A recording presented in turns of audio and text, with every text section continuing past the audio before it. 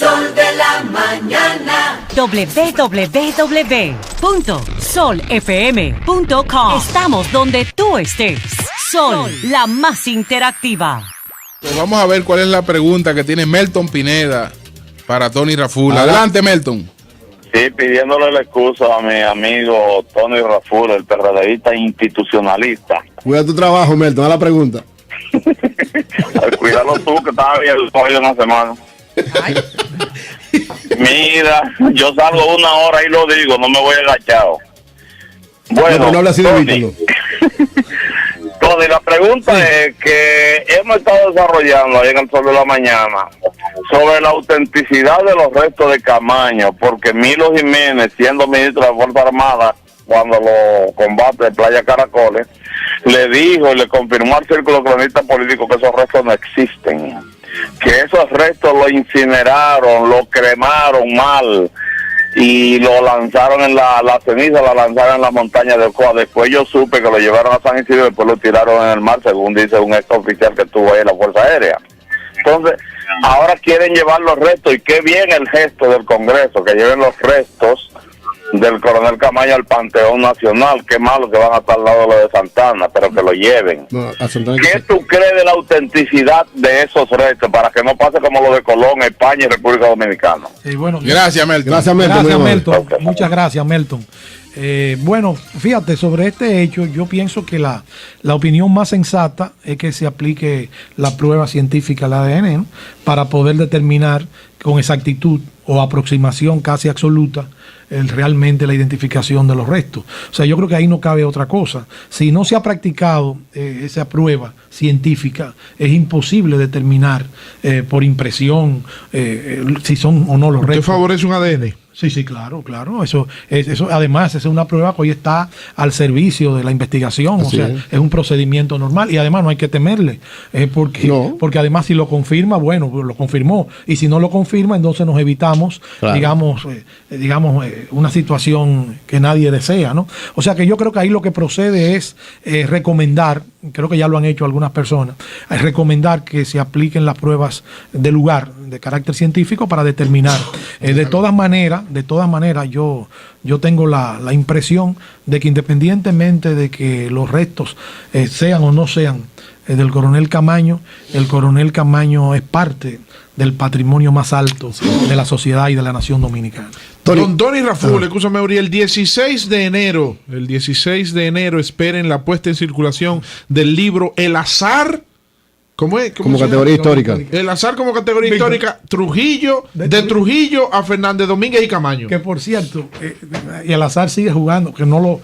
Tomamos esa fecha de manera... 16 de enero. Sí, el 16 de enero el azar ocurrió cuando una columna de tanque dirigida por el mayor Cuadro Gómez en ese entonces se apersonó al Parque Independencia en 1982. El 16 de enero. El 16 de enero. Fue el azar porque no fueron con la idea de ametrallar a la multitud. El azar como... Y sin embargo ocurre un acontecimiento que genera el desplazamiento de Balaguer del poder, el autogolpe de Estado, después promovido, y después la rebelión de Rodríguez. El azar. Víctor estaba haciendo una pregunta. ¿Cuál era la pregunta? Sí, él publica, don Tony Raful publica un artículo todos los martes en Listín Diario. Y un artículo, yo siempre le leo, y hoy trae un artículo muy interesante, donde él narra lo que se produjo en el PSOE, en el Partido Socialista Obrero Español de España, donde se le hace un reconocimiento, un homenaje, se convoca una actividad para conmemorar los 20, ¿cuántos son? 25, no, 30. Los 30 años, gracias don Tony, del ascenso de Felipe González al poder en España. Entonces ahí se llevó a cabo un debate interesantísimo, yo le di seguimiento en YouTube y en El País, entre Felipe Calderón, es presidente, uno de los varones del PSOE, y Felipe González, y me confundí con el expresidente mexicano Felipe Calderón, entre uno de los varones del PSOE, Felipe González, y Rubalcaba, que es el actual secretario general, pasado candidato a la presidencia del gobierno español del PSOE. Perdió las elecciones. Entonces Tony, pero en las peores condiciones. Claro, buen candidato.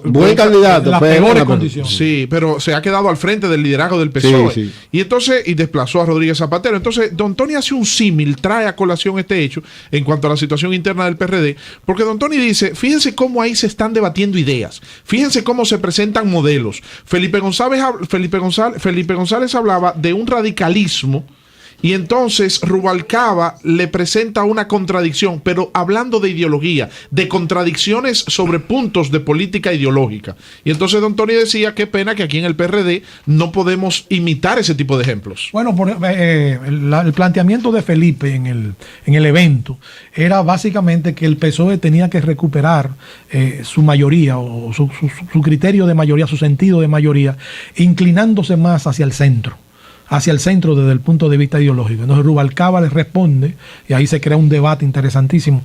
Lamentamos no tener al alcance nuestro todo el desarrollo del debate, pero la reseña dice que Rubalcaba pero está grabado, yo le puedo mandar el link. Ah, magnífico. Sí, en YouTube está. Te lo voy a agradecer. Sí. Entonces Rubalcaba le responde diciéndole que sí, que está de acuerdo con recuperar el sentido de mayoría del PSOE, pero no hacia el centro, sino hacia un radicalismo reformista, de oposición, que tome en cuenta las demandas de los trabajadores que en este momento están pidiendo un referéndum sobre la política económica de Rajoy. Y las políticas de Rajoy. Exacto, y no solamente eso, sino que se va más lejos y plantea que el PSOE no puede girar hacia una posición procapitalista, porque el capitalismo lo que está en este momento no es generando riqueza, sino especulando. Y entonces elabora todo un criterio de discusión Rubalcaba, y además prosigue señalando que no se trata de un programa electoral, sino de un programa al pueblo español, de integrador de los sectores sociales, y que además lo que el pueblo español pide no es que le rindan cuenta cada terminación de periodo, sino que todos los días, cada 24 horas, los gobernantes le rindan cuenta. No es el capitalismo español que está en crisis, son las regulaciones de los gobiernos y los endeudamientos. Bueno, y él plantea que uno de los elementos de crisis es el modelo de la democracia representativa, eso no porque sirve. Las instituciones están desacreditadas y no funcionan. Totalmente. Igual que aquí. Se refiere a España, pero el que mire, en el caso, un modelo de azar. Ahí confronta a Felipe, y yo creo que eso es interesante, y que mis compañeros PRDistas se integren en esas discusiones, que la conozcan y que opinen, para que el debate no se dé en términos personales. Ejemplo de que el azar tiene categoría histórica. Si no se presenta la crisis del 94, del Pacto por la Democracia, el PLD no tiene la oportunidad de presentar un candidato 2 años después. Qué buen ejemplo. Si Peña Gómez no escoge a Fernando Álvarez Bogar como vice, Balaguer no se radicaliza en contra de él, también. Si hubiese puesto a Milagro, Balaguer fuera presidente. Si Peña se hubiese llevado de Tony Raful y no de un grupo de radicales que mantenían a Peña Gómez asusándolo siempre en contra de Balaguer, y Tony tenía una posición más la acción determinada fue que Peña puso a Fernando Álvarez Bogar, que Balaguer le dijo: te hiciste pupú fuera del cajón y si toca esa tecla te hunde. Pero después hubo hubo un proceso de conciliación y de contactos. Ya no había forma. Excúsame. Okay. Hubo un proceso de conciliación y de contactos entre Peña y Balaguer, donde Tony favorecía que Peña no fuera tan radical, pero se impuso la radicalización. Si Danilo Medina hubiese aceptado la vice con Balaguer en el 2000, no fuera hubiese terminado. ¡Claro!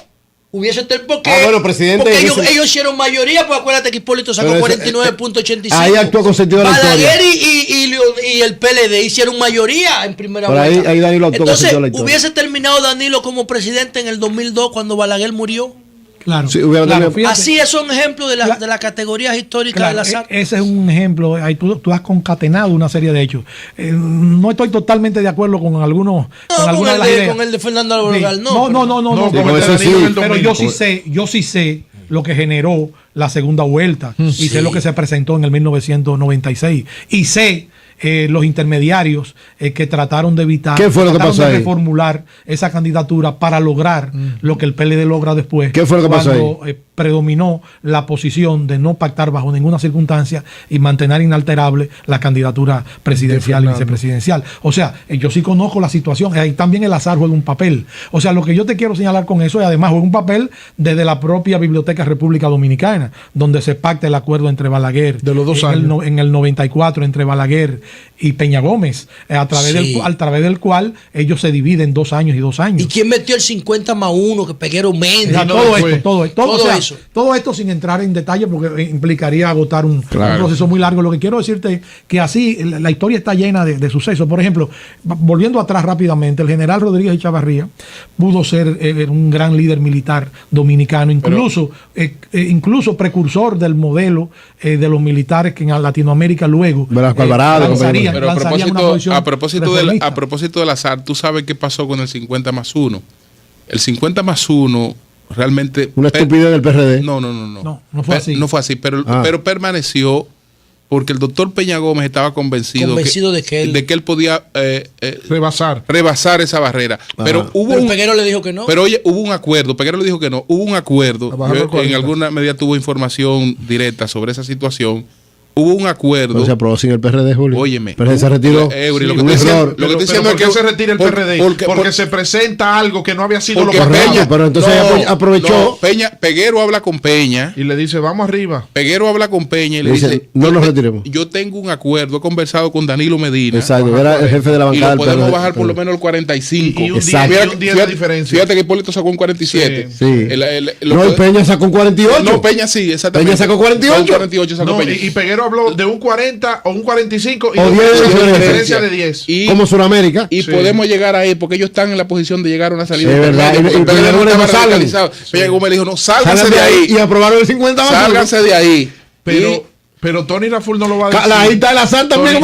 Si se queda ahí, el 45 y gana Peña Gómez. Tony Raful no lo va a decir porque es un hombre modesto. Pero al momento de la muerte del doctor José Francisco Peña Gómez, el 10 de mayo de 1998, durante esos últimos meses, durante esos últimos 2-3 años, Tony Raful era una de las personas de la intimidad absoluta, de la más estricta confianza de José Francisco Peña Gómez. Y toda esa situación, Tony Raful, Peña Gómez la manejó con Tony Raful a su lado. Déjame decirte algo. Cuando se firma finalmente el pacto en el Palacio Nacional, el pacto por la democracia, Peña Gómez queda sorprendido con la lectura del documento. Claro. Ese no fue pero él pudo haberse parado y hubiese podido boicotear incluso la aplicación del acuerdo. Y él nos dijo a nosotros que pensó en que una acción de esa naturaleza, después de un proceso tan angustioso al que se sometió el país y las clases sociales del país, que querían una solución a toda costa, él prefirió de todas maneras jugar a la suerte en el proceso electoral. Le digo algo, no porque estuviese de acuerdo. Le digo algo, don Tony. Euclides Gutiérrez Félix y Pedro Romero Confesor fueron de los redactores que le hizo así. Pedro Romero habló con Euclides, estaba Lidio Cadet, estaba Leonel Fernández, estaba Quique Antún, estaba don Guaro Aliranzo. No, quita eso de 50, quita eso de 40 y es 50 que va ahí. Bueno, gracias a Tony. Vamos a ver para que nos deje una idea final sobre el conflicto actual del PRD. Sí. Que no va a actuar el azar como categoría histórica ahí en el conflicto del PRD. Vino a hablar de su libro. Vino a hablar de su libro el 16 de enero. El azar como categoría histórica de Trujillo a Fernández Domínguez y Camacho. El 16 de enero a las 7 de la tarde en la Academia de la Historia. El azar como categoría histórica se va a dar en el caso del PRD. Es decir, podrá el azar unir a Miguel Vargas Maldonado y a Hipólito Mejía. Miren, lo único que yo pienso es lo siguiente. Yo pienso que la crisis del PRD que afecta afecta a todo el país, no solamente a los PRDistas, porque imagínate, el PRD es una columna básica de la democracia y el PRD tiene que jugar un papel opositor. Y el PRD no es un papel opositor exitoso si no está unificado. Así es. Yo creo que eso está suficientemente claro. Si el PRD no juega ese papel, no se constituye en tal. Yo pienso que la solución es institucional. Yo pienso que obligatoriamente, y así lo dicen los estatutos, el PRD tiene que celebrar su convención. ¿Cuándo, Tony? ¿Cuándo, Tony? O dos convenciones. Como lo definen los estatutos. Esa convención debe celebrarse y sobre la base del resultado de esa convención, con la participación democrática de los compañeros, ahí se elige la dirección. ¿Cuándo, Tony? Déjalo hablar. Como dicen los estatutos lo especifican. ¿Cuándo? El año que viene. El año próximo. El año próximo. El 14. En el 14. En el 2014. No, el 13. El 13. Estamos en el 2012. No, don Tony dice el año que viene, pues ya estamos en el 13. En el 2013. ¿En el 13 o en el 14? Yo creo que hay que hacer acopio de una voluntad democrática. Hay que poner la cabeza fría y hay que buscar una solución porque, óyeme, con la desaparición del PRD, la desaparición virtual del PRD como fuerza opositora, como fuerza contingente, oye, el país está mal. Y como le digo a la señora, mal, Tony, y además la naturaleza no acepta vacío. Pero Tony, llega un momento en que alguien lo va a llenar. Los últimos sucesos, quienes lo llenen no sean los más indicados para garantizar el ejercicio de la democracia. Los últimos sucesos, Tony, los últimos sucesos distancian más que unifican. ¿Tú crees que podrá suceder algo que unifique y no siga distanciando? Bueno, yo creo que la presión social, o sea, de los grupos y sectores sociales que de alguna manera hasta interactúan con el PRD y el propio sentimiento del Partido Revolucionario, porque yo no creo que nadie en el PRD esté pensando que puede alzarse con victoria con un partido en las condiciones que se El PRD está detrás de la protesta como la del domingo de la marcha del D9. No, el PRD no está detrás de la protesta. Esas son protestas de manera lo que pasa es, José, que si algunos dirigentes participan, tú no le puedes decir. O sea, lo que sucede es que como son movimientos que participan, además el PRD no puede condenar esos movimientos, pero el PRD no los organiza. Eso debe estar suficiente. No, si lo organizaron fue otra cosa. Gracias a Tony Raful, esperamos su libro. Gracias a todos ustedes, Julio. Sí. Y yo quiero. Ahí estaremos contigo. Yo quiero hacer un compromiso con ustedes, porque necesito verlos esa noche. Ahí estaremos. A este equipo ese título invita, ese título es un imán. Claro, yo lo llamo. Cómo no, pues gracias a Tony Raful. Escúchame, antes una información. 30 segundos nada más. Usted sabe una parte que don Tony no la analiza en su libro porque él nada más llega hasta la guerra de abril del 65. Sí. Pero tú sabes algo del azar como categoría histórica política en República Dominicana. Ustedes recuerdan una entrevista que ustedes le hicieron a Felucho. Se lo hicieron ustedes, pues yo salí, yo no quería hablar con Saludos a Felucho Jiménez. Saludo especial para Felucho. ¿Ustedes recuerdan que en una entrevista que ustedes le hicieron a ese señor, él contó que cuando Peña Gómez le fue a ofrecer su apoyo a Bosch en el 90, pues le dijo que no. Le tocó la puerta y se concertó la cita. Y entonces dije que la trabajadora le dijo, ahí está Peña, no le quiso dar el mensaje y la cosa, y no se juntaron Peña y el de Jacobo. Jacobo no le ofreció nada más una foto pública para apoyarlo. No solamente eso, sino que una comisión una comisión de alto nivel del PLD visitó al licenciado Magluta con esa finalidad y estaba prácticamente concertado. Todo listo. Y bueno, dijo que no. Señores, una información a las 10:26, después de agradecer a Tony Raful esta comparecencia en el Sol de la Mañana. www.solfm.com. Estamos donde tú estés. Sol, la más interactiva.